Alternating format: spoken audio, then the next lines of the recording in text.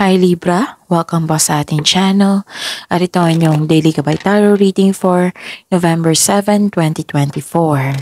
Please be reminded kung naka-resonate kayo, comment down. Kung hindi kayo naka-resonate, ibigay niyo po sa iba kasi general reading po ito. This is for you Libra, ngayong November 7, 2024.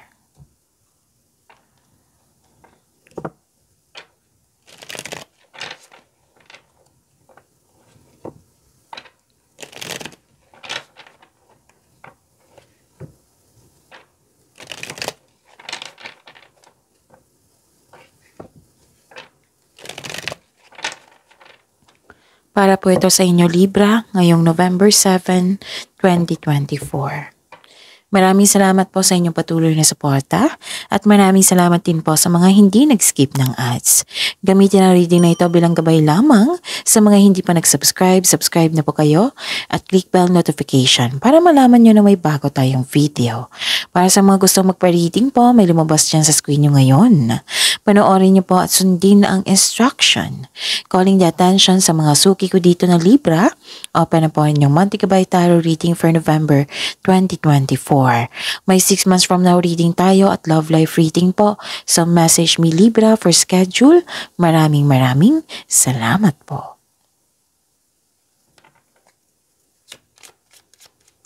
Spirits Guide, mga ganap po para kay Libra. Ngayong November 7, 2024. I need 3 cards po.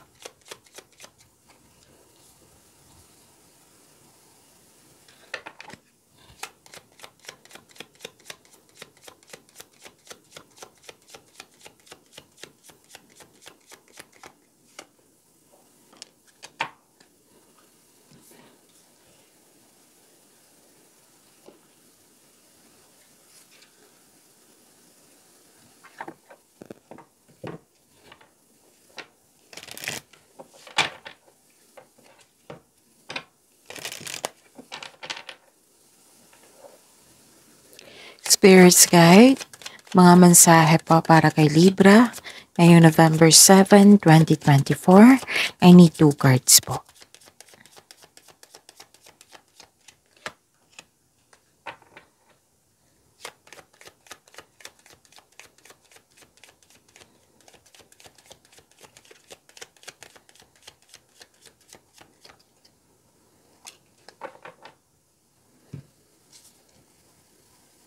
Okay, Libra. Ngayong November 7, 2024. Nakikita ko dito na nagbabasa kayo ng libro, letter, para may makuha kayong kaalaman, learnings, knowledge, at may nalaman kayong sekreto. Pwedeng natuklasan, nagkaroon ng clarity, basta may nalaman kayong sekreto. Nakikita ko dito na may nagbigay ng tulong sa iyo, may nagbigay ng regalo sa iyo, pwedeng compliment ito, pwedeng awards, rewards. Yes, nagkaroon ng abundance dito and love is blooming. Nakikita ko dito na yes, you are happy kasi maraming ganap. Tapos nakikita ko rin dito na yung may concern kayo sa isang tao na mahirap kausap or sobrang stricto. May nakita rin ako ditong closure. This is ending with new beginning. Nagkaroon ng hardship sa isang pwedeng sa isang sitwasyon, pwedeng sa isang tao. Tapos nilet go mo ito, nagpasya ka ng i-let go na ito. At nagkaroon ng pagbabago, new beginning, transformation. Okay? So ang mensahe, your dreams and desires are calling you to action. So this is all go signal din. Nabigyan mo daw yung, action. Yung desires mo sa buhay. Kasi binigay na dito na kailangan mong pagyamanin. So the journey begins today. So 'di ba? Sabi ko sa inyo kanina na may ending with new beginning. May pagbabago po. So new journey. And use your keen perception and skill in making decision. Kasi gagawa kayo ng decision, gamitin yung talino nyo, skills nyo, experiences nyo. Huwag nyo daw i-delay ang paggawa ng desisyon. Parehas kayo ni Gemini sa mga cross-watcher dito. Na kailangan, kasi si Gemini hindi makagawa ng desisyon. Pero at the end of the day, nakagawa na siya. Kasi may mga mensahe sa inyo din. Na don't hesitate too long. Okay?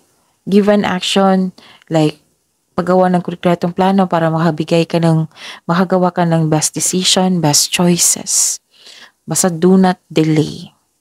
Kasi isa din yan sa dahilan na nagkaroon ng delay yung hindi ka makagawa ng desisyon. Tapos give an action talaga. Dalawang card na nagsabi dito, puro action, go signal. Kasi may pagbabago na may binigay sa inyo na blessings na kailangan pagyamanin nyo para magkaroon ng positive outcome. And this is for sure about your desire sa buhay. So, andyan na yung mga kailangan mo, pagyamanin mo. Kasi nga, di ba, it might be hiniling mo ito kay God na may mangyaring growth and expansion tapos binigay sa inyo na kailangan yung pagyamanin. Diba? Nasa Diyos ang awa, nasa tao ang gawa. Spirit's Guide. Energy po ni Libra ngayong November 7, 2024.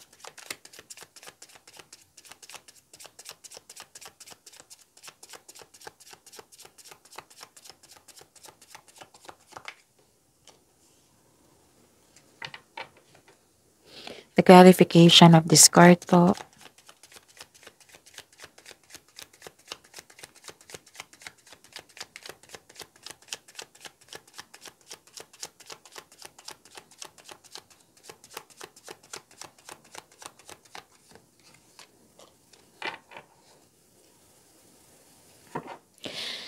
Sa mga may oras po dyan, kung gusto nyo po, panoorin nyo po yung last 4 days kabay tarot reading nyo po.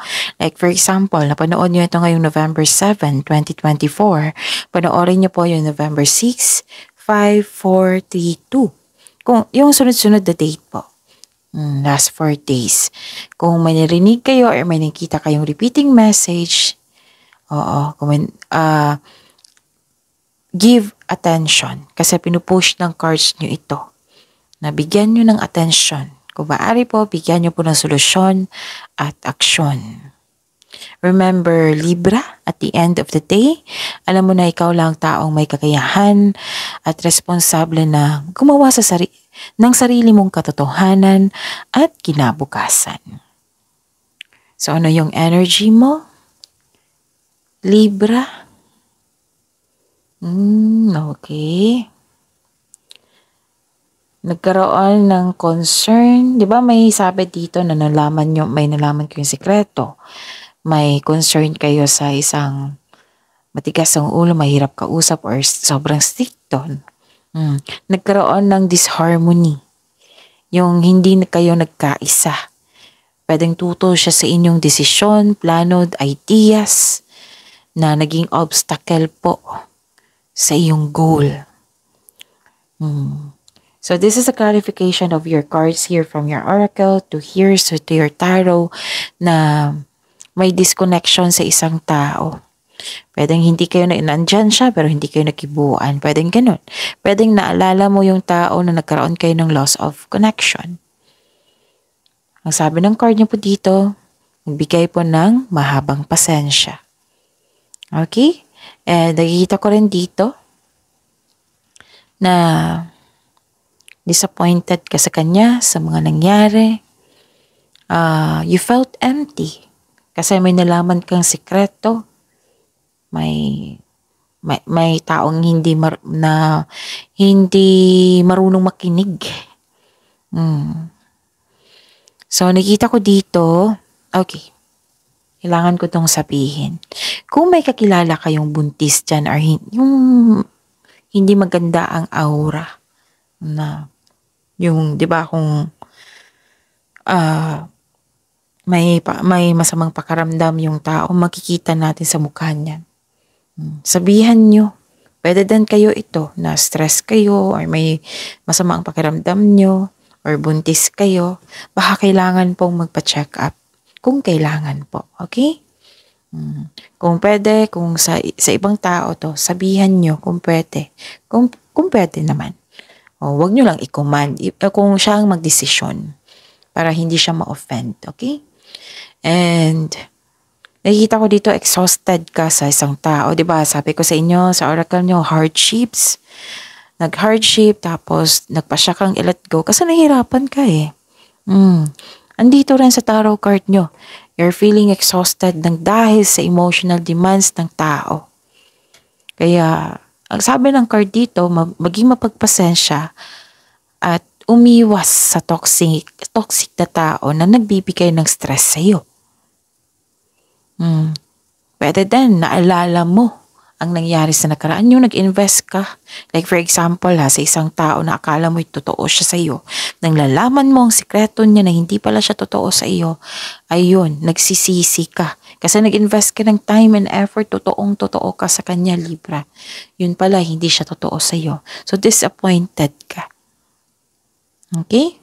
So kung may bagong tao na parating sa inyo, kilalanin nyo ng mabuti. Spirit's Guide. Career and Money ni Libra ngayong November 7, 2024.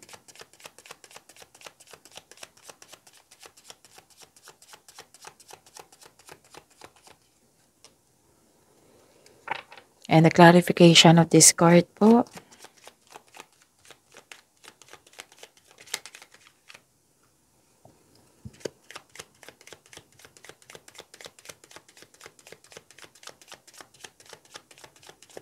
Libra. Career and Money, the clarification po.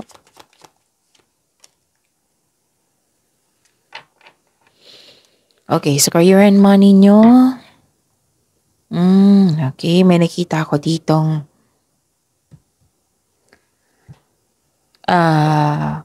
celebration. Celebration, may special event. May ganap na celebration, pwedeng nakompleto yung proyekto, yung kontrata, or may event dyan, anniversary, basta may party dyan, pwedeng birthday. Pwedeng pagtatapos. Nakita ko dito, Libra, na may matanggap kayong maaring mana, promotion, or recognition, which is lumabas din dito sa inyong oracle. Diba? Sabi ko kanina. Tapos,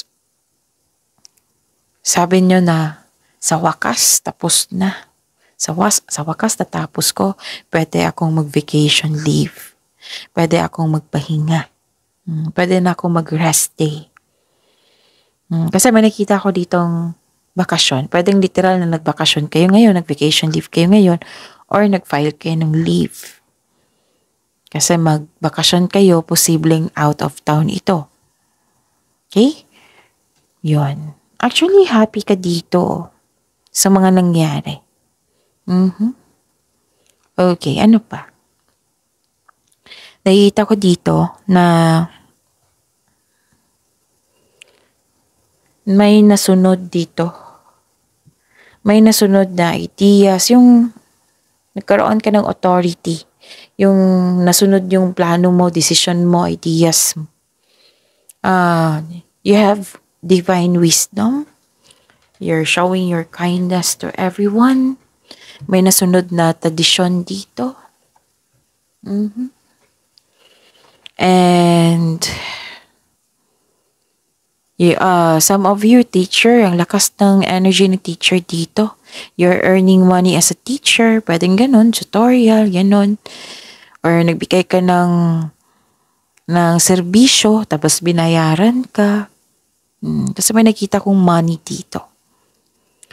Pwede din na may ganap na yung nagpasya ka na ano tawag dito? Nagpasya ka na mag-aral, na mag-masteral, mag-take ng board exam para masunod yung traditional career path. yung ladder of success. Pwedeng ganun. Basta may ganap na sinunod mo yung traditional. Okay? So, yun. So, this is a clarification of your card here. Di ba may sabi ko sa inyo, nagbabasa kayo ng libro. Letter pa yan. Yun. Huwag nyo daw hayaan na ma-take advantage yung kabaitan nyo. Kasi nakita ko dito may nag-take advantage sa inyong kabaitan. Be careful lang po. So, limit yourself kung alam nyong inaabuso ka na. Okay? Yun. Spirits Guide, Love Life, Self-Love, Partnership, and Romance ni Libra ngayong November 7, 2024.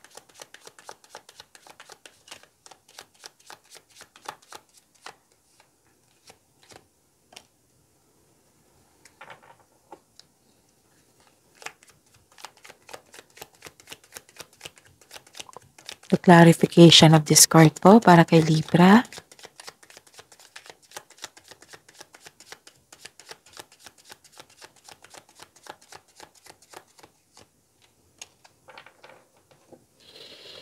Okay.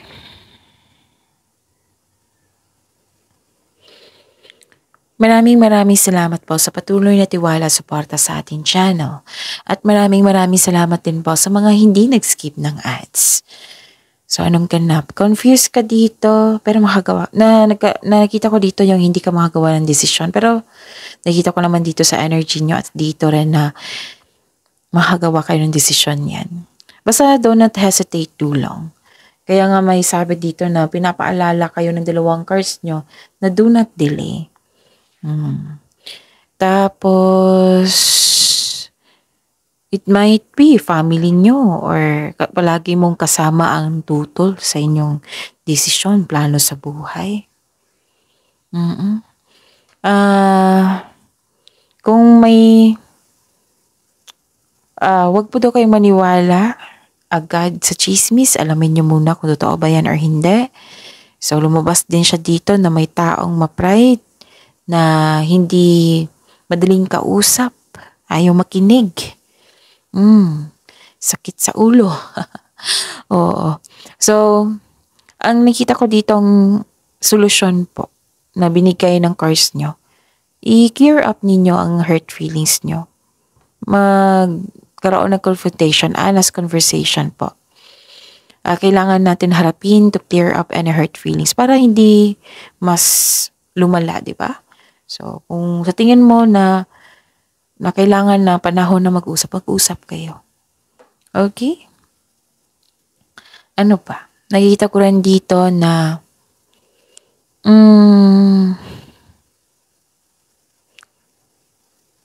may naging arrogante sa achievement and recognition mo. May bossy dito. Yun nga. Yung tutol sa inyo, gusto niya ang kanya ang masusunod. May bossy kasi ako nakita dito na gusto niya lahat makuha niya. Gusto makuha lahat ang gusto niya. Yung, pwede din, hindi ka satisfied sa completion ng project mo. Pwedeng ganun. Or hindi ka satisfied sa inyong situation, sa inyong status, sa inyong relasyon. Pwedeng ganun. Pero mag-usap talaga. Nakita kong solusyon dito, mag-usap po. Libra. Di ba may na-receive kayo mga blessings na binigay sa inyo from here to here? Sabi po ng card dito, i-celebrate nyo po ito. Para patuloy na magkaroon ng magandang flow yung energy nyo. Mas mag-i-invite yan ng positive energy. Mas tuloy-tuloy ang pasok ng blessings niyan. I-celebrate nyo po daw. Tapos huwag nyo po daw gastahin yung mga biyayang natanggap mo. Like for example, pera. Save po daw kayo. I think yun na. Maraming mga mensahe po. Baka pwedeng pag-isipan nyo ng mabuti, ha? Oo, kasi pinupush ng cards dito. So, yun. I think yun na. Magyamanin nyo yung blessings na binigay sa inyo. Kasi nagbigay ng go signal, binigay na sa inyo. Kailangan nyo pagtrabahuin, pagyamanin. Okay? See you tomorrow, Libra. Please like, subscribe, and click the button for notification para updated po kayo sa daily tarot reading natin. Maraming salamat po.